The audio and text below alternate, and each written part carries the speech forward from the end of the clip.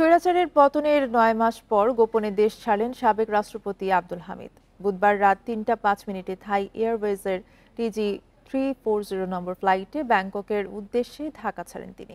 চিকিৎসার জন্য আব্দুল হামিদ ব্যাংককে গিয়েছেন বলে জানা গেছে।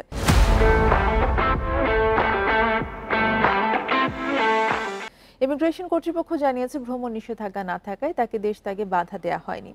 কিশোরগঞ্জে বৈষম্য বিরোধী ছাত্র জনতার উপর হামলার অভিযোগে আব্দুল হামিদের বিরুদ্ধে মামলা রয়েছে।